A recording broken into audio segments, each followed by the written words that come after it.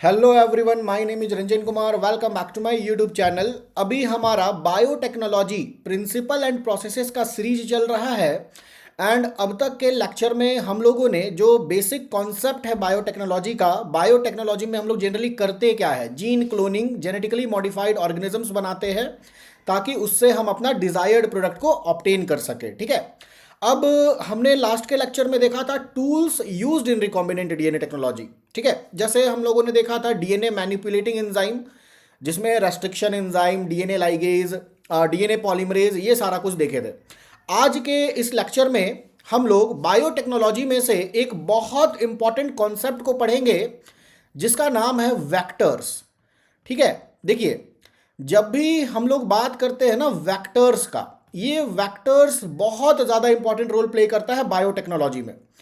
देखिए, वेक्टर्स वो व्हीकल्स है, वो गाड़ी है जिसमें मेरा जीन ऑफ इंटरेस्ट बैठकर अपने होस्ट के अंदर एंटर करता है और होस्ट के अंदर फिर क्या, उसका क्लोनिंग होता है, उसका बहुत सारा कॉपी बनता है।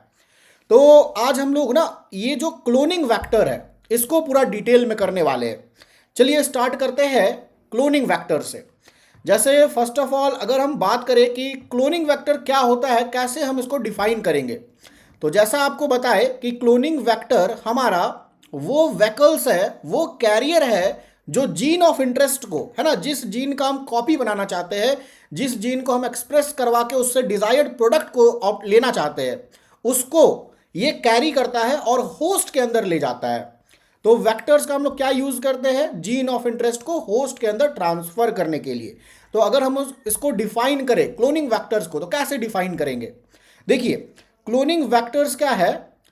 Vectors is a carrier. Vectors is a carrier, या फिर इसको हम लोग बोल सकते हैं vehicles. Vectors is a carrier vehicles that delivers the gene of interest. GOI का मतलब क्या है? Gene of interest. और इसको हम लोग क्या बोल सकते हैं? Foreign piece of DNA. Gene of interest और foreign piece of DNA. Foreign piece of DNA कहां डाल रहे हैं हम लोग इसको? होस्ट ऑर्गेनिज्म के अंदर। Foreign piece of DNA into host organism, into host organism. ठीक है। तो ये सिंपल वेक्टर का डेफिनेशन है, ऐसा वेक्टर होता है। अब देखिए, वेक्टर को ना बहुत सोच समझ कर डिजाइन किया जाता है। ठीक है। जैसे अगर हम लोग मान लीजिए कोई भी वेक्टर को बना रहे हैं तो उनमें क्या कैरेक्टर होना चाहिए। जैसे फर्स्ट ऑफ ऑल अगर हम बात करें तो वेक्टर में हम लोग क्या करते हैं, अपना जीन ऑफ इंटरेस्ट को इंसर्ट करते हैं, जीन ऑफ इंटरेस्ट को लाइगेट करते हैं। ठीक है। तो हमको हमारा वेक्टर ऐसा होना चाहिए कि हम अपने फॉरेन डीएनए को उसमें इजीली लाइगेट कर सके। तो वेक्टर ऐसा होना चाहिए that should be easily linking of foreign DNA, है ना, वो इजीली फॉरेन डीएनए को हम उसमें लाइगेट कर सके। Easily linking of foreign DNA. और एक क्या फीचर होना चाहिए वेक्टर में कि वेक्टर में सेलेक्टेबल मार्कर्स होना चाहिए। अभी हम लोग देखेंगे कि सेलेक्टेबल मार्कर्स क्या होता है। जैसे मान लीजिए ना कि हम लोग कोई एक वेक्टर लिए, उसमें अपना फॉरेन डीएनए डाल दिए, अब ये ओवरऑल बन जाता है रिकॉम्बिनेंट डीएनए। अब इस रिकॉम्बिनेंट डीएनए को, है ना, रिकॉम्बिनेंट डीएनए क्या है? ऐसा डीएनए जिसके अंदर फॉरेन डीएनए है, जो कि वेक्टर है। वेक्टर भी क्या, डीएनए ही है ना, और उसमें हमने फॉरेन डीएनए लगाया और उसको ट्रांसफर किया होस्ट के अंदर। अब वो होस्ट के अंदर जो हम ट्रांसफर कर दिए, तो ऐसा जरूरी नहीं कि वो होस्ट के अंदर वो रिकॉम्बिनेंट डीएनए चला ही जाए। ठीक है। उसके अंदर ऐसा हो सकता है कि नॉर्मल वेक्टर चला गया, है ना, जिसके अंदर कोई फॉरेन डीएनए नहीं है, वो भी हो सकता है। या फिर ऐसा हो सकता है कि होस्ट के अंदर कोई वेक्टर गया ही नहीं। तो हमको क्या करना पड़ेगा? हमको तो वो बैक्टीरिया को, वो होस्ट को सेलेक्ट करना पड़ेगा ना, जिसके अंदर मेरा रिकॉम्बिनेंट डीएनए है। तो उसको हम कैसे सेलेक्ट कर पाएंगे? तो उसके लिए भी हमको वेक्टर को थोड़ा ऐसा डिजाइन करना पड़ेगा। इसको हम लोग बोलते हैं selection of recombinants. Selection of recombinants from non recombinants. जो मेरा रिकॉम्बिनेंट डीएनए है ना, जिसके अंदर मेरा फॉरेन डीएनए, हमको उसी को सेलेक्ट करना है। ठीक है, देखिए क्या बेसिक कॉन्सेप्ट है। जैसे सपोज दैट ये हमारा वेक्टर है, डबल स्ट्रैंडेड सर्क्यूलर डीएनए होता है, जिसके पास सेल्फ रेप्लिकेशन का प्रॉपर्टी होता है। इसी को हम लोग प्लाज्मिड बोलते हैं, और फिर प्लाज्मिड वेक्टर। ठीक है, अब ये मान लीजिए सर्कुलर डीएनए प्लाज्मिड वेक्टर है, इसमें हम क्या किए ना, अपना फॉरेन डीएनए को लगा दिए। Suppose that this is a foreign DNA. ठीक है, ये जो प्लाज्मिड वेक्टर है ये भी डबल स्टैंडर्ड सर्कुलर डीएनए होता है, और उसमें हमने अपना फॉरेन डीएनए लगा दिया। ये बन गया डबल स्टैंडर्ड सर्कुलर डीएनए। और इसमें अगर हम अपना फॉरेन डीएनए लगा देते हैं ना, देन इसके बाद इसको हम लोग क्या बोलते हैं, इसको हम लोग बोलते हैं रिकॉम्बिनेंट डीएनए। अब ये कहलाएगा रिकॉम्बिनेंट डीएनए। अब मान लीजिए ना कि इस रिकॉम्बिनेंट डीएनए को हम क्या कर रहे हैं, होस्ट के अंदर ट्रांसफर कर रहे हैं। होस्ट के अंदर ट्रांसफर करना इज कॉल्ड ट्रांसफॉर्मेशन। अगर हम किसी होस्ट के अंदर कोई दूसरा डीएनए डालते हैं, है ना, उसको ट्रांसफॉर्म करते हैं, तो ट्रांसफॉर्मेशन कहलाता है। तो मान लीजिए ये कोई होस्ट है, सपोज दैट ई कोलाई। अब इसके अंदर ना हमने क्या किया, हमने इसको ट्रांसफर किया, ट्रांसफॉर्मेशन किया। ठीक है, तो देखिए यहाँ पे ना बेसिकली तीन पॉसिबिलिटी हो जाता है। एक पॉसिबिलिटी क्या होता है ना कि इसके अंदर ये प्लाज्मिड वेक्टर गया ही नहीं जा पाया। ठीक है, तो अब नहीं गया, तो इसको हम लोग बोल देते हैं नॉन ट्रांसफॉर्मेंट। ठीक है, मतलब ट्रांसफॉर्मेशन नहीं हुआ है, इसको हम लोग क्या बोल दिए, नॉन ट्रांसफॉर्मेंट बोल दिए।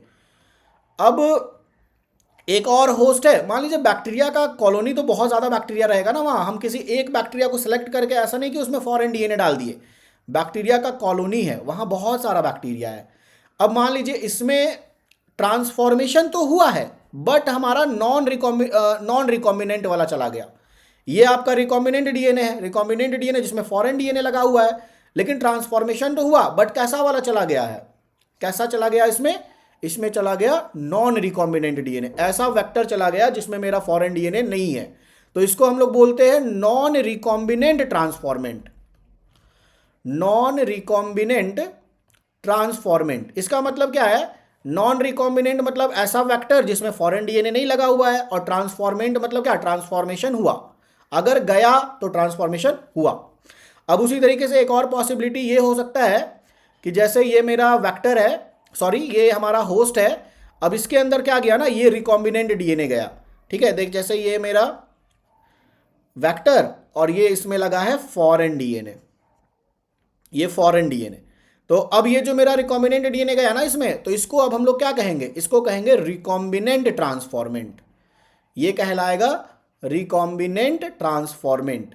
तो आप ऐसे समझ सकते हैं कि जैसे पूरा बैक्टीरिया का कॉलोनी है, और जब हम उसमें ट्रांसफॉर्मेशन कर रहे हैं, तो उस पूरे बैक्टीरिया के कॉलोनी में ये तीन तरीके का बैक्टीरिया मिल सकता है, लेकिन हमको किसको सेलेक्ट करना है, कौन मेरा डिजायर्ड होस्ट है जिसके अंदर मेरा रिकॉम्बिनेंट डीएनए है, हमको इसको सेलेक्ट करना पड़ेगा। ठीक है, तो हमारा जो वेक्टर है ना, उसमें ऐसा प्रॉपर्टी होना चाहिए कि जो हमको सिलेक्शन में हेल्प करे हमारे होस्ट को। तो वही लिखा है selection of recombinant from non recombinant. हमको ये पूरे बैक्टीरिया के कॉलोनी में ना, ये दोनों मेरा डिजायर नहीं है, मेरा डिजायर होस्ट कौन है, ये वाला है, ये वाला, क्योंकि इसके पास क्या है, मेरा रिकॉम्बिनेंट डीएनए है। इसी में मेरा वो जीन ऑफ इंटरेस्ट है जिसका हम बहुत सारा कॉपी बनाना चाहते हैं और उससे उसका डिजायर्ड प्रोडक्ट को लेना चाहते हैं। तो होप आपको यहां तक समझ आया होगा। क्लोनिंग वेक्टर, क्लोनिंग वेक्टर क्या है, वो व्हीकल्स, वो गाड़ी है जिसमें मेरा जीन ऑफ इंटरेस्ट बैठकर अपने होस्ट के अंदर एंटर करता है, और हमको क्लोनिंग वेक्टर को इस तरीके से डिजाइन करना है ताकि हम उसमें अपना फॉरेन डीएनए को इजीली लिंक कर सके, इजीली लाइगेट कर सके, और जो मेरा वेक्टर है उसमें सेलेक्टेबल मार्कर्स होना चाहिए। अभी हम लोग आगे सेलेक्टेबल मार्कर्स को बहुत डिटेल में पढ़ने वाले हैं।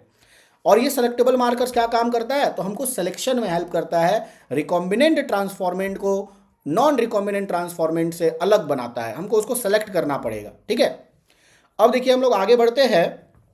एसेंशियल फीचर्स ऑफ वेक्टर, जैसे अगर हम बात करें ना कि जो वेक्टर है उसका क्या क्या एसेंशियल फीचर्स होना चाहिए, वेक्टर में ये सारा फीचर्स होना ही चाहिए, तभी हम उसको सेलेक्ट करेंगे जीन क्लोनिंग के लिए।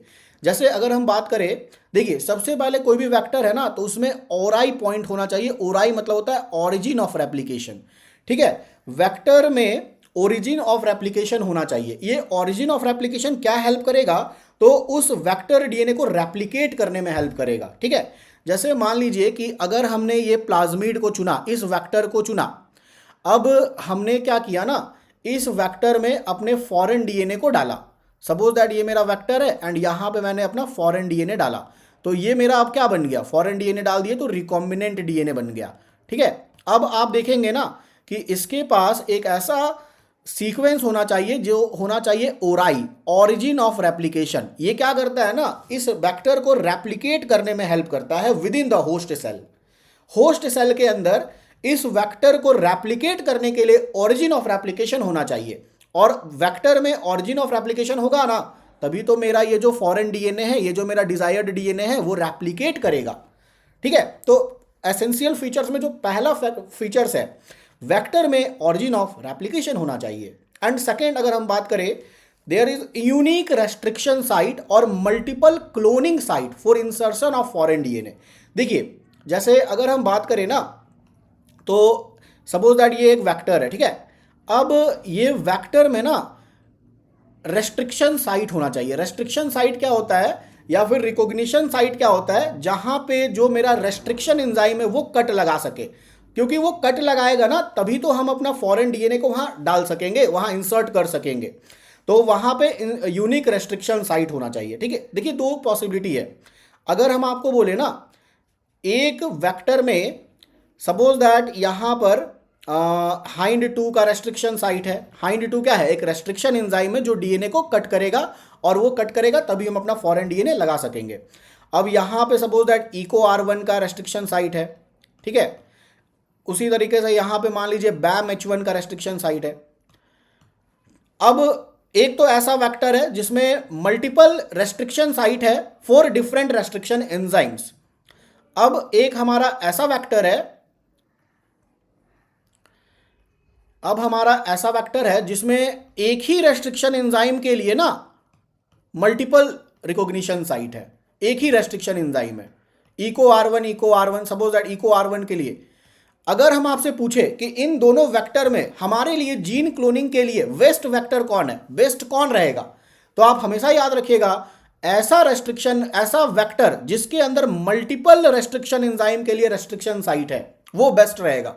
ठीक है, क्योंकि अगर हम इसको सेलेक्ट करेंगे ना, अगर हम इस वेक्टर को सेलेक्ट करेंगे और इको R1 डालेंगे एंजाइम इसको कट करने के लिए, तो इसका फ्रैगमेंट बन जाएगा, क्योंकि ये यहां से भी कट कर देगा, यहां से भी कट कर देगा, यहां से भी कट कर देगा। तो हमको इतना फ्रैगमेंट नहीं चाहिए, क्योंकि फ्रैगमेंट अगर हो जाएगा ना तो हम फिर जीन क्लोनिंग कर ही नहीं पाएंगे। हमको कैसा वेक्टर चाहिए, हमको ऐसा वेक्टर चाहिए जिसमें एक रेस्ट्रिक्शन एंजाइम के लिए एक ही रेस्ट्रिक्शन साइट हो, that is called unique restriction sites, और multiple cloning sites for insertion of foreign DNA. Multiple cloning site for different restriction enzyme, है ना, अलग अलग रेस्ट्रिक्शन एंजाइम के लिए क्लोनिंग साइट होना चाहिए। तो एक ये हमारा बहुत इंपॉर्टेंट फीचर्स है वेक्टर को सेलेक्ट करने के लिए, यूनिक रेस्ट्रिक्शन साइट। ये हमारा बेस्ट है, ये नहीं है, ये हम सेलेक्ट नहीं कर पाएंगे, क्योंकि इससे हम लोग, ये क्या होगा ना, इसका फ्रैगमेंट बन जाएगा, अलग अलग टुकड़ा बन जाएगा। तो टुकड़ा बन जाएगा तो हम कैसे कर पाएंगे फिर ट्रांसफॉर्मेशन, कैसे हम उसको बैक्टीरिया के अंदर, होस्ट के अंदर डालकर कैसे उसका एक्सप्रेशन कर पाएंगे, नहीं हो पाएगा वो। ठीक है, तो याद रखिएगा एक वेक्टर में डिफरेंट रेस्ट्रिक्शन एंजाइम के लिए रेस्ट्रिक्शन साइट होना चाहिए। अब देखिए तीसरा जो इंपॉर्टेंट फीचर्स है वो है सेलेक्टेबल मार्कर। ये जो सेलेक्टेबल मार्कर है ना, ये हमको क्या चीज में हेल्प करता है, तो हमको ये हेल्प करता है आइडेंटिफिकेशन में रिकॉम्बिनेंट ट्रांसफॉर्मेंट को। जैसे हमने पिछले स्लाइड में देखा ना, हमको कौन सेलेक्ट करना है इन तीनों बैक्टीरिया में, इसको सेलेक्ट करना है, रिकॉम्बिनेंट ट्रांसफॉर्मेंट को। तो इसका सिलेक्शन में जो हेल्प करता है वो है सेलेक्टेबल मार्कर। सेलेक्टेबल मार्कर के कैरेक्टर में हम लोग लिखते हैं, it helps in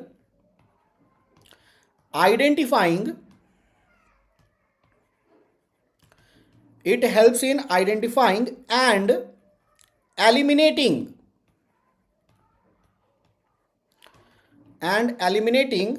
non transformants को एलिमिनेट कर देना है, उसको नहीं सेलेक्ट करना है। Non transformants and selectively permitting the growth of and selectively permitting the growth of transformants. ठीक है, जो मेरा रिकॉम्बिनेंट ट्रांसफॉर्मेंट है उसका ग्रोथ होना चाहिए, हम लोग उसको सेलेक्ट करेंगे। और इसके लिए ना हम लोग जो सेलेक्टेबल मार्कर है, सेलेक्टेबल मार्कर के फॉर्म में दो चीज यूज करते हैं बायोटेक्नोलॉजी में। एक है हमारा antibiotic resistance gene, antibiotic resistance gene use करते हैं। ये सेलेक्टेबल मार्कर है जो हमको हेल्प करता है रिकॉम्बिनेंट ट्रांसफॉर्मेंट को सेलेक्ट करने में। दो एंटीबायोटिक रेसिस्टेंस जीन का हम लोग यूज करते हैं, एक है आपका ampicillin resistance, ampicillin resistance gene, antibiotic resistance gene में एक है एम्पिसिलिन रेसिस्टेंस जीन और दूसरा है tetracycline resistance gene, tetracycline resistance gene. ठीक है, इसके अलावा और भी हो सकता है, कैनामाइसिन, क्लोरेमफेनिकोल, ये सब एंटीबायोटिक है, ये सब भी हो सकता है। ठीक है, तो हमारे पास एक हो गया एंटीबायोटिक रेसिस्टेंस जीन और दूसरा सेलेक्टेबल मार्कर हम लोग यूज करते हैं लैक जेड जीन। पढ़ेंगे, ये सबको डिटेल में पढ़ना है। ठीक है, बहुत डिटेल में पढ़ना है। तो हम लोग, ये हमारा सेलेक्टेबल मार्कर है and these are the essential features of vector. तीन इंपॉर्टेंट फीचर्स है, ऑरिजिन ऑफ रेप्लिकेशन होना चाहिए, यूनिक रेस्ट्रिक्शन साइट होना चाहिए, सेलेक्टेबल मार्कर्स होना चाहिए वेक्टर बनने के लिए। अब देखिए एग्जाम्पल्स ऑफ वेक्टर। देखिए हम लोग नीट के लिए ना एनसीईआरटी में जो बेस्ट एग्जाम्पल पढ़ते हैं, जो गिवन एनसीईआरटी में पीबीआर 322, इसको एकदम याद रखना है स्ट्रक्चर। जैसे वेक्टर्स में आप लोग को पता है, जो हम लोग प्लाज्मिड जिसको एज अ वेक्टर यूज करते हैं वो क्या है, extra chromosomal double stranded DNA molecules है, जो कि सेमी रेप्लिकेटिव, सेल्फ रेप्लिकेटिव है ना, सेल्फ रेप्लिकेटिव होता है, ऑटोनोमसली रेप्लिकेटिव बोलते हैं, from chromosome with in bacterial cells. जैसे आपको बताए थे ना पहले, ये आपका बैक्टीरिया है। ठीक है, तो बैक्टीरिया में ना इसका एक खुद का डीएनए है, इस डीएनए को हम लोग क्या बोले, क्रोमोसोमल डीएनए बोले, इस डीएनए को हम लोग क्रोमोसोमल डीएनए बोले। और इसके अलावा ना एक क्रोमोसोम के बाहर एक डबल स्ट्रैंडेड सर्कुलर डीएनए है, इसको हम लोग बोल रहे हैं एक्स्ट्रा क्रोमोसोमल डीएनए। ये बैक्टीरिया के अंदर होता है, एक्स्ट्रा क्रोमोसोमल डीएनए। इसी को हम लोग प्लाज्मिड बोलते हैं और इसी को हम लोग एज अ वेक्टर यूज करते हैं बायोटेक्नोलॉजी में। और क्यों यूज करते हैं, क्योंकि इसके पास सेल्फ रेप्लिकेशन का प्रॉपर्टी होता है, सेल्फ रेप्लिकेशन है ना, ये खुद रेप्लिकेट कर सकता है इंडिपेंडेंटली, इसको रेप्लिकेशन करने के लिए क्रोमोसोमल डीएनए का मदद नहीं चाहिए। तो पीबीआर 322 एक आर्टिफिशियल क्लोनिंग वेक्टर है जो नीट के लिए बहुत ज़्यादा इंपॉर्टेंट है। देखिए अगर हम पीबीआर 322 का बात करें तो यहां पे जो पी है ना, पी रिप्रेजेंट करता है किसको, प्लाज्मिड को। और यहां पर जो बी और आर है, एक्चुअल में ये जो बनाए थे ना ये वेक्टर, उनका नाम है साइंटिस्ट का बॉलिवर, बॉलिवर एंड रॉड्रिग्वेज, बॉलिवर एंड रॉड्रिग्वेज। और ये जो 322 है ना, ये क्या है, ये 322 इट डिस्टिंगाइजेस द प्लाज्मिड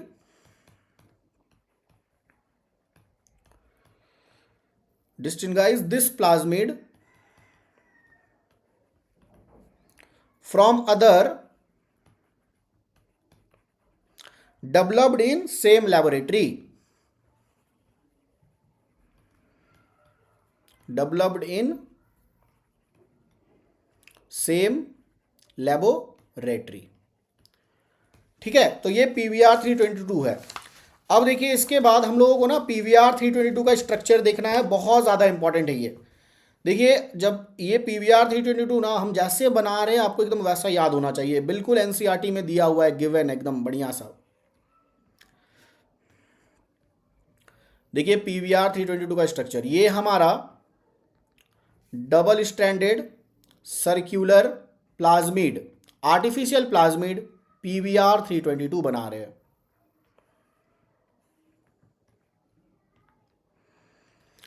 यहां पर ना सबसे पहला फीचर हम क्या बताए थे, ओराई होना चाहिए। यहां पर suppose that origin of replication है, जहां से रेप्लिकेशन स्टार्ट होगा। अब इसके अलावा वेक्टर का जो फीचर था क्या था कि डिफरेंट रेस्ट्रिक्शन एंजाइम के लिए रिकॉग्निशन साइट होना चाहिए, रेस्ट्रिक्शन साइट होना चाहिए। तो देखिए ये जो आपका पीवीआर 322 है ना, यहां पर जो रेस्ट्रिक्शन साइट है, रिकॉग्निशन साइट है, यहाँ पे सबसे पहले अगर हम बात करें तो रेस्ट्रिक्शन एंजाइम BAM-H1 यहाँ पे होता है, रेस्ट्रिक्शन साइट BAM-H1 का। रेस्ट्रिक्शन एंजाइम SAL1 का इधर होता है, SAL1। एंड यहाँ पर ऊपर में, यहाँ ऊपर में जो रेस्ट्रिक्शन साइट है किसका किसका है, EcoR1 का, यहाँ EcoR1, यहाँ पर CLE1 एंड हाइंड 2, ये रिकॉग्निशन साइट हो गया इस रेस्ट्रिक्शन एंजाइम का। इधर हमारा होता है PBU1 का, PBU1, एंड यहीं पे हमारा होता है PST1। इसके अलावा यहाँ पर प्रेजेंट होता है ROP जीन। ROP जीन क्या होता है ना, ROP जीन ऐसा प्रोटीन बनाता है जो प्लाज्मिड को रेप्लिकेशन में हेल्प करेगा, रेप्लिकेशन ऑफ प्लाज्मिड। ROP का मतलब क्या है, रेप्लिकेशन ऑफ प्लाज्मिड। और यहाँ पे जो रिकॉग्निशन साइट होता है रेस्ट्रिक्शन एंजाइम के लिए वो है PBU2, ठीक है। और जैसे ये तो हो गया हमारा multiple restriction site for different restriction enzyme. इसके अलावा यहाँ पे सेलेक्टेबल मार्कर्स जीन होगा। यहाँ पर PBU1 और PST1 के साइट में जो सेलेक्टेबल मार्कर जीन है ना, उसका नाम है एम्पीसिलिन रेसिस्टेंस जीन, ठीक है। उसका क्या नाम है, एम्पीसिलिन रेसिस्टेंस जीन। मतलब वो एम्पीसिलिन रेसिस्टेंस प्रोवाइड करता है। इसका क्या मतलब है ये रेसिस्टेंस प्रोवाइड करने का, अभी हम लोग समझ जाएंगे डिटेल में।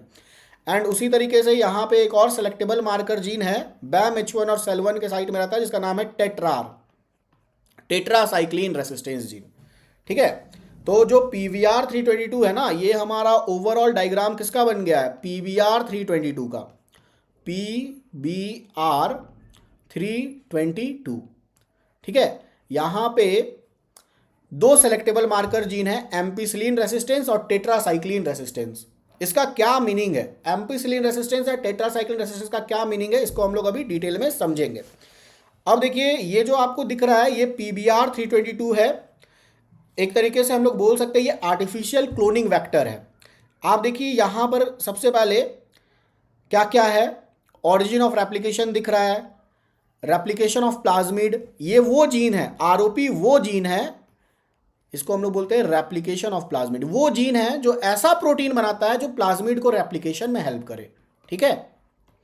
और डिफरेंट रेस्ट्रिक्शन एंजाइम आपको दिख रहा है, जैसा आपको बताए थे कि एक क्लोनिंग वेक्टर में डिफरेंट रेस्ट्रिक्शन एंजाइम के लिए रिकॉग्निशन साइट होना चाहिए। एंड दो सेलेक्टेबल मार्कर जीन है, ampicillin resistance and tetracycline resistance. तो ये हमारा क्या बन गया, स्ट्रक्चर ऑफ PVR322। और ये आपके नीट एग्जाम के लिए बहुत ज़्यादा इंपॉर्टेंट है, बहुत ज़्यादा क्वेश्चन यहाँ से आता है। अब देखिए कैरेक्टर्स ऑफ PVR322। देखिए ये कुछ कैरेक्टर्स है, जैसे अगर हम इसका साइज का बात करें तो 4.3 किलोबाइट, इसके पास 2 sets of antibiotic resistance gene है। इसीलिए जो सिलेक्शन है ना रिकॉम्बिनेंट ट्रांसफॉर्मेंट का, वो 2 स्टेप प्रोसेस है। आज हम लोग ये सिलेक्शन को देखेंगे। और इसका हाई कॉपी नंबर है, they have reasonably high copy number.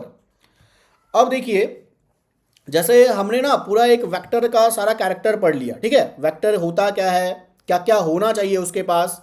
अब जैसे अगर मान लीजिए कि हम लोग एक रिकॉम्बिनेंट DNA बनाते हैं, अब उस रिकॉम्बिनेंट DNA को हम बैक्टीरिया के अंदर डालते हैं, इंसर्ट करते हैं, बैक्टीरिया का ट्रांसफॉर्मेशन करते हैं। तो जैसा आपको बताया था ना कि बैक्टीरिया का बहुत सारा कॉलोनी है। अब उसमें क्या गारंटी है कि हम ट्रांसफॉर्मेशन किए तो सारा ही बैक्टीरिया ट्रांसफॉर्म हो गया, सारा बैक्टीरिया ट्रांसफॉर्म नहीं होता है। हमको उस बैक्टीरिया को सेलेक्ट करना है ना जो ट्रांसफॉर्म हुआ है, और ट्रांसफॉर्म हुआ भी है तो जिसके पास मेरा रिकॉम्बिनेंट DNA वाला है। तो हम लोग उसका सिलेक्शन करते हैं कॉलोनी में से, बैक्टीरिया के कॉलोनी में से। अब वो कैसे सिलेक्शन करते हैं ये कॉन्सेप्ट हम लोग अभी पढ़ेंगे। देखिए एक कॉन्सेप्ट आता है जिसको हम लोग बोलते हैं इंसर्शनल इनएक्टिवेशन। इंसर्शनल इनएक्टिवेशन से आप लोग समझ रहे हैं, इंसर्ट करना मतलब क्या, कुछ डालना, और हम लोग जैसे ही कुछ डाले वो इनएक्टिव हो गया। जैसे अगर हम आपको बताए, सपोज दैट ना, अगर हम बात करते हैं, किसका बात कर रहे हैं, चलिए एंटीबायोटिक रेसिस्टेंस। एंटीबायोटिक रेसिस्टेंस, ये एंटीबायोटिक रेसिस्टेंस का क्या मतलब है। जैसे अगर हम आपको बोले ना कि हम एंटीबायोटिक रेसिस्टेंस है, इससे इसका ये मीनिंग है कि आप मेरे को कितना भी एंटीबायोटिक खिला दो उसका कोई असर मेरे ऊपर नहीं होगा। उसी तरीके से मान लीजिए कोई बैक्टीरिया है, ये कोई बैक्टीरिया है, ठीक है, ये कोई बैक्टीरिया है। अब इस बैक्टीरिया को ना हम बोल रहे हैं कि ये जो बैक्टीरिया है ना ये एम्पीसिलिन रेसिस्टेंस है, ये जो बैक्टीरिया है ये एम्पीसिलिन रेसिस्टेंस है। तो इससे हम लोग को क्या समझना है, इससे हम लोग को ये समझ आएगा कि इस बैक्टीरिया को अगर आप एम्पीसिलिन वाले मीडियम में डाल दे या इस बैक्टीरिया को आप कितना भी एम्पीसिलिन खिला दे उसका इसके ऊपर कोई असर नहीं होगा। ये होता है एम्पीसिलिन रेसिस्टेंस का मीनिंग, ठीक है। उसी तरीके से अगर हम बोल रहे हैं कि ये जो बैक्टीरिया है ये टेट्रासाइक्लिन रेसिस्टेंस है, ये जो बैक्टीरिया है ये टेट्रासाइक्लिन रेसिस्टेंस है, ठीक है। मतलब आप इस बैक्टीरिया को कितना भी टेट्रासाइक्लिन खिला दीजिए, इस बैक्टीरिया को आप टेट्रासाइक्लिन वाले मीडियम में डाल दीजिए, इसके ऊपर टेट्रासाइक्लिन का कोई असर नहीं होगा, मतलब ये बैक्टीरिया सर्वाइव करेगा। ये होता है एंटीबायोटिक रेसिस्टेंस का मीनिंग। अब हम लोग समझते हैं व्हाट इज इंसर्शनल इनएक्टिवेशन। जैसे सपोज दैट ये PBr322 वेक्टर है। कौन सा वेक्टर ये? PBr322 vector. इसके पास दो सेलेक्टेबल मार्कर्स जीन है, एक है टेट्रासाइक्लिन रेसिस्टेंस और दूसरा है एम्पीसिलिन रेसिस्टेंस, ठीक है। अब मान लीजिए ना कि हमने टेट्रासाइक्लिन वाले साइट में फॉरेन डीएनए डाला। सपोज दैट मैंने यहां टेट्रासाइक्लिन वाले साइट में फॉरेन डीएनए डाला, ये मेरा है फॉरेन डीएनए जो मेरा जीन ऑफ इंटरेस्ट है, जिसको हम कॉपी बनाना चाहते हैं। तो देखिए अगर हम जिस भी साइट में फॉरेन डीएनए को डाल देते हैं ना वो साइट का इंसर्शनल इनएक्टिवेशन हो जाता है। इंसर्शनल इनएक्टिवेशन हो जाएगा कैसे? देखिए हम बोल रहे हैं कि जिस साइट भी हमने इंसर्शनल इनएक्टिवेशन किया है, इंसर्शनल इनएक्टिवेशन कैसे हो रहा है? ये मेरा वेक्टर है, वेक्टर में मैंने टेट्रासाइक्लिन रेसिस्टेंस वाले जीन में फॉरेन डीएनए को इंसर्ट कर दिया। अब क्या बताए थे हम लोग, इंसर्ट किए और वो इनएक्टिव हो गया, तो ये कहलाया इंसर्शनल इनएक्टिवेशन। मतलब कि अब अगर आप ना इस प्लाज्मिड को, ये वाला इस प्लाज्मिड को किसी बैक्टीरिया के अंदर डालते हैं, इस प्लाज्मिड को अगर आप किसी बैक्टीरिया के अंदर डालते हैं, बैक्टीरिया को ट्रांसफॉर्म करते हैं, तो वो जो बैक्टीरिया है ना क्या वो टेट्रासाइक्लिन मीडियम में सर्वाइव करेगा? जैसे ये था हमारा, यहाँ पे हमने फॉरेन डीएनए डाला था टेट्रासाइक्लिन वाले साइट में, तो ये टेट्रासाइक्लिन वाले का हो गया इंसर्शनल इनएक्टिवेशन। अब इंसर्शनल इनएक्टिवेशन हो गया टेट्रासाइक्लिन रेसिस्टेंस का, तो आप जब इस बैक्टीरिया को टेट्रासाइक्लिन मीडियम में डालेंगे ना, इस बैक्टीरिया को जब आप टेट्रासाइक्लिन मीडियम में डालेंगे तो ये जो बैक्टीरिया है ना वो मर जाएगा, वो सर्वाइव नहीं करेगा। Do not grow, this bacteria do not grow. क्यों नहीं ग्रो कर रहा है ये? क्योंकि आपने जो टेट्रासाइक्लिन रेसिस्टेंस जीन था, जो टेट्रासाइक्लिन रेसिस्टेंस प्रॉपर्टी प्रोवाइड कर रहा था, उसका इनएक्टिवेशन हो गया। इनएक्टिवेशन हो गया तो वो रेसिस्टेंस नहीं प्रोवाइड कर पाएगा, तो बैक्टीरिया मर जाएगा। इसी कॉन्सेप्ट पे हम लोग पढ़ते हैं सिलेक्शन ऑफ रिकॉम्बिनेंट ट्रांसफॉर्मेंट, है ना, जो हम बात कर रहे हैं कि हम जब ट्रांसफॉर्मेशन कर रहे हैं तो उस कल्चर मीडिया में 3 तरीके का बैक्टीरिया हो सकता है। चलिए अब देखते हैं, हम लोग स्टार्ट करते हैं। बहुत इंपॉर्टेंट कॉन्सेप्ट है, इसको हम लोग बोलते हैं selection of recombinant transformant. Selection of recombinant transformant using antibiotic resistance gene, है ना, using antibiotic resistance gene. Antibiotic resistance gene का यूज करके हम क्या कर रहे हैं, जो मेरा रिकॉम्बिनेंट ट्रांसफॉर्मेंट है होस्ट, उसका सिलेक्शन करना है। देखिए कैसे होगा, जैसे मान लीजिए ये हमारा PBr322 वेक्टर है। PBr322 वेक्टर में आपने देखा कि 2 सेलेक्टेबल मार्कर्स है, एक है आपका टेट्रासाइक्लिन रेसिस्टेंस जीन और दूसरा है हमारा एम्पीसिलिन रेसिस्टेंस जीन, ठीक है।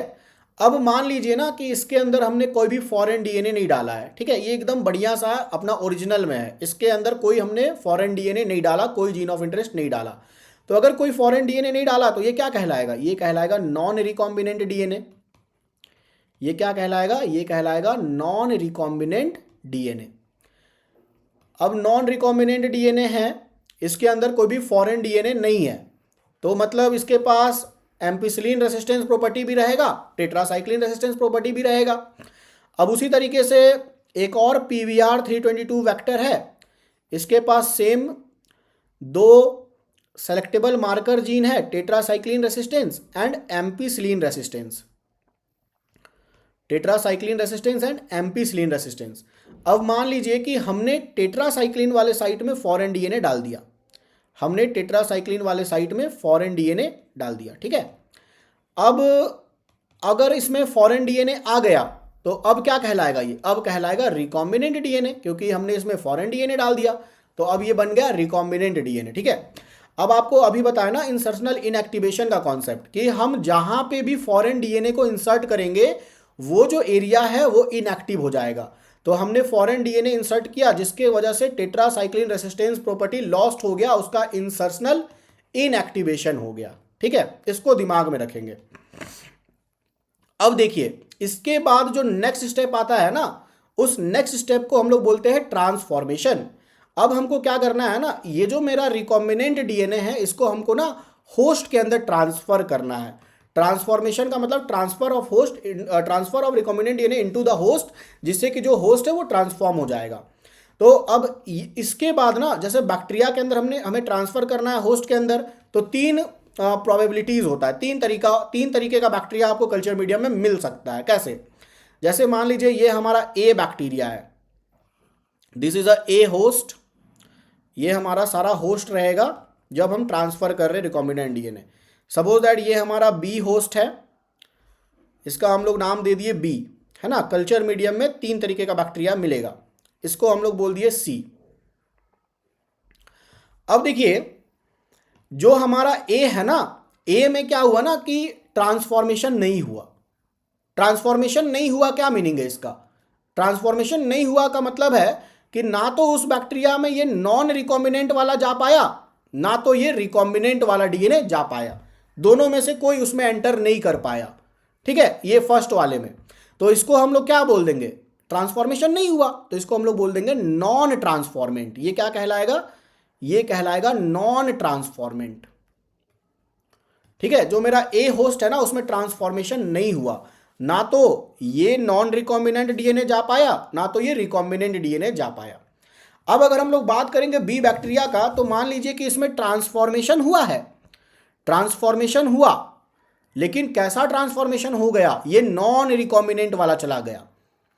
अगर नॉन रिकॉम्बिनेंट वाला चला जाए होस्ट के अंदर, मतलब ट्रांसफॉर्मेशन हो, बट ट्रांसफॉर्मेशन किस डीएनए से हुआ, नॉन रिकॉम्बिनेंट डीएनए से, तो इसको हम लोग बोलेंगे नॉन रिकॉम्बिनेंट ट्रांसफॉर्मेंट। ये क्या कहलाएगा, ये कहलाएगा non recombinant transformant, non recombinant transformant कहलाएगा ये, ठीक है। अब मान लीजिए ये हमारा सी बैक्टीरिया है, इसमें ट्रांसफॉर्मेशन हुआ, लेकिन ट्रांसफॉर्मेशन में कैसा वाला डीएनए गया, रिकॉम्बिनेंट डीएनए गया, ऐसा डीएनए गया जिसमें मेरा फॉरेन डीएनए लगा हुआ है। तो अब ये सी वाले को हम क्या बोल देंगे, सी वाले को हम बोल देंगे रिकॉम्बिनेंट ट्रांसफॉर्मेंट, रिकॉम्बिनेंट ट्रांसफॉर्मेंट, ठीक है। अब देखिए आपके कल्चर मीडियम में ये तीन तरीके का बैक्टीरिया है, लेकिन हमको ये तीनों को तो सेलेक्ट नहीं करना है ना, हमको किसका कल्चर करना है, हमको किस बैक्टीरिया का ग्रोथ करवाना है, जिसके अंदर मेरा रिकॉम्बिनेंट डीएनए है, क्योंकि उसी रिकॉम्बिनेंट डीएनए जिसके अंदर मेरा फॉरेन डीएनए है, जो मेरा रिकॉम्बिनेंट डीएनए वाला है, उसका हम कल्चर करेंगे, क्योंकि उसी के अंदर मेरा जीन ऑफ इंटरेस्ट है और उसी का हम कॉपी बनाना चाहते हैं, उसी का हम एक्सप्रेशन करवाना चाहते हैं। तो हमको इन तीनों बैक्टीरिया में से ना इसको सेलेक्ट करना है। कैसे करेंगे, एक कल्चर मीडिया में उसमें बहुत सारा बैक्टीरिया, कैसे सेलेक्ट करेंगे, तो अब यहाँ रोल आएगा ना सेलेक्टेबल मार्कर्स का, एंटीबायोटिक रेसिस्टेंस जीन का। देखिए हम क्या करते हैं, हमारा ना कल्चर प्लेट बनता है, ठीक है। कल्चर प्लेट का मतलब क्या होता है, कल्चर प्लेट या कल्चर मीडिया, इसका मतलब होता है ना कि इसमें वो सारा न्यूट्रिएंट प्रेजेंट है जो बैक्टीरिया के ग्रोथ को सपोर्ट करे, ठीक है। तो मान लीजिए ये हमारा कल्चर प्लेट 1 है, this is a culture plate 1। अब इस कल्चर प्लेट 1 में ना हमने क्या मिलाया है, हमने इसमें मिलाया एम्पिसिलिन एंटीबायोटिक। कल्चर प्लेट 1 में हमने क्या डाला, एम्पिसिलिन डाला है। हमने कल्चर प्लेट बनाया, उसमें सारा न्यूट्रिएंट डाला जो बैक्टीरिया के ग्रोथ को सपोर्ट करे, और उसमें हमने और क्या डाला, हमने उसमें एम्पिसिलिन एंटीबायोटिक डाला है।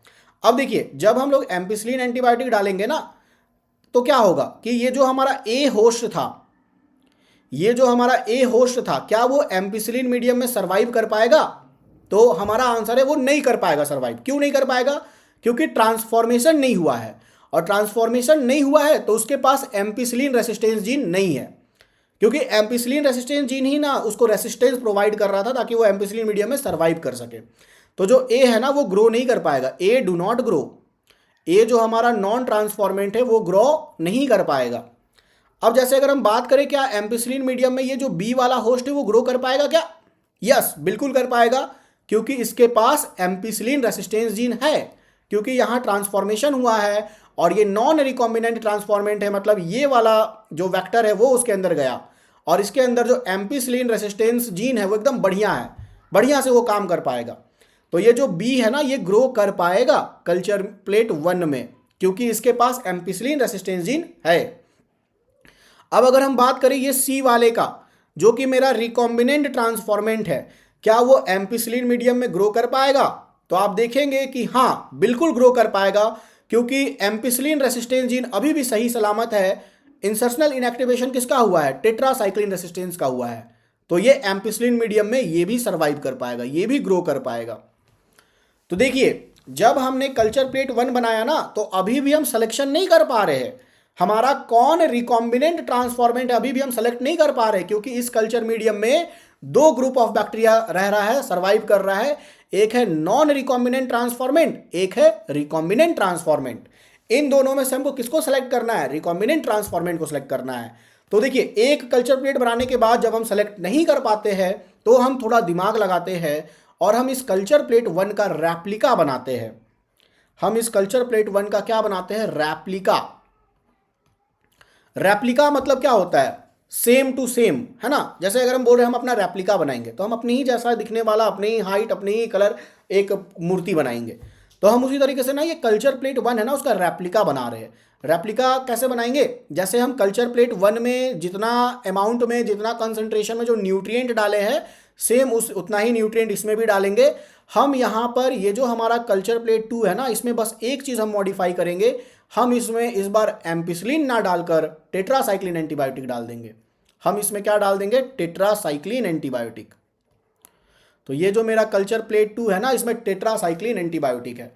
अब देखिए, टेट्रासाइक्लिन एंटीबायोटिक में क्या ये जो हमारा ए होस्ट था नॉन ट्रांसफॉर्मेंट, वो सर्वाइव कर पाएगा क्या? टेट्रासाइक्लिन एंटीबायोटिक दे रहे हैं हम उसको, तो आंसर है नहीं कर पाएगा। क्यों नहीं कर पाएगा? क्योंकि उसमें ट्रांसफॉर्मेशन ही नहीं हुआ।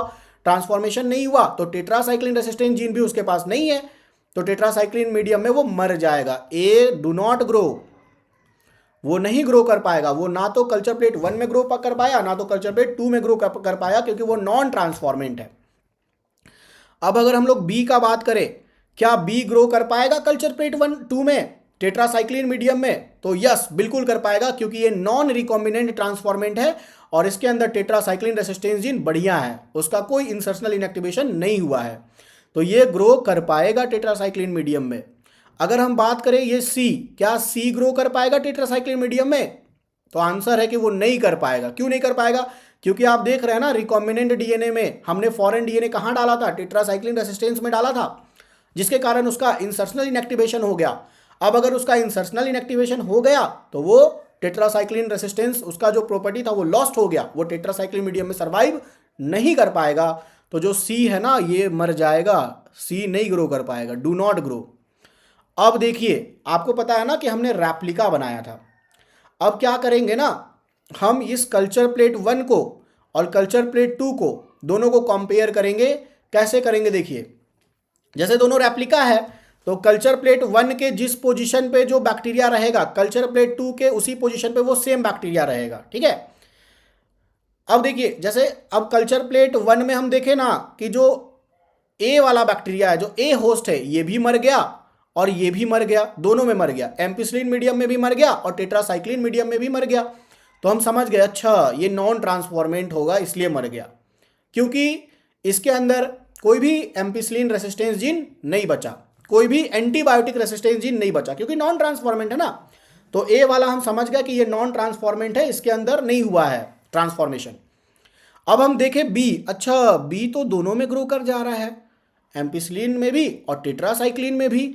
मतलब हम समझ गए अच्छा इसका इंसर्शनल इनएक्टिवेशन नहीं हुआ है, इसका जो दोनों जीन है वो दोनों सर्व अच्छा है। एंटीबायोटिक में जो एम्पिसिलिन रेसिस्टेंट जीन है और जो टेट्रासाइक्लिन रेसिस्टेंट जीन है वो दोनों बढ़िया से काम कर रहा है, इसका इंसर्शनल इनएक्टिवेशन नहीं हुआ है। इसका मतलब क्या कि ये नॉन रिकॉम्बिनेंट ट्रांसफॉर्मेंट है और ये भी मेरा डिजायर्ड होस्ट नहीं है, क्योंकि नॉन रिकॉम्बिनेंट है ना। अब हम देखें कि अच्छा सी वाले को अब मिलाते हैं। अब हम देखें अच्छा सी वाला जो है ना वो एम्पिसिलिन में तो ग्रो कर पा रहा है लेकिन टेट्रासाइक्लिन में मर जा रहा है। इससे हमको क्या पता चला टेट्रासाइक्लिन में क्यों मर गया, क्योंकि टेट्रासाइक्लिन वाले साइट का इंसर्शनल इनएक्टिवेशन हो गया था। टेट्रासाइक्लिन वाले साइट में फॉरेन डीएनए गया तो टेट्रासाइक्लिन रेसिस्टेंस जीन का इंसर्शनल इनएक्टिवेशन हो गया, इसीलिए वो टेट्रासाइक्लिन मीडियम में नहीं ग्रो कर पाया। तो हम समझ जाएंगे अच्छा ये इस पोजीशन वाला बैक्टीरिया जो सी वाला है यही मेरा रिकॉम्बिनेंट ट्रांसफॉर्मेंट है, क्योंकि वो टेट्रासाइक्लिन में मर गया और एम्पिसिलिन में सर्वाइव कर गया। तो फिर हम किसको सेलेक्ट करेंगे, ये सी वाले को सेलेक्ट कर लेंगे और सिर्फ इसी का कल्चर करेंगे आगे बायो रिएक्टर्स में, इसी का सिर्फ कल्चर करेंगे, इसी का ग्रोथ करवाएंगे, क्योंकि इसी के अंदर मेरा फॉरेन डीएनए है। अब उसका हम ग्रोथ करवाएंगे, उसका एक्सप्रेशन करवाएंगे और अपना डिजायर्ड प्रोडक्ट उसमें से निकालेंगे। तो आप देख रहे हैं ना कैसे हम लोग सिलेक्शन कर रहे हैं एंटीबायोटिक रेसिस्टेंट जीन का यूज करके। होप आपको यहां तक समझ आया होगा। देखिए आगे, हाँ ये जो PBR 322 है ना इसका डिसएडवांटेज है, आप देख रहे हैं ना ये बहुत कंबरसम प्रोसेस है, हमको टाइम लग रहा है, हमको 2 बार कल्चर प्लेट बनाना पड़ रहा है, हमको प्लेटिंग करना पड़ रहा है। तो ये एक डिसएडवांटेज है PBR 322 का, है ना।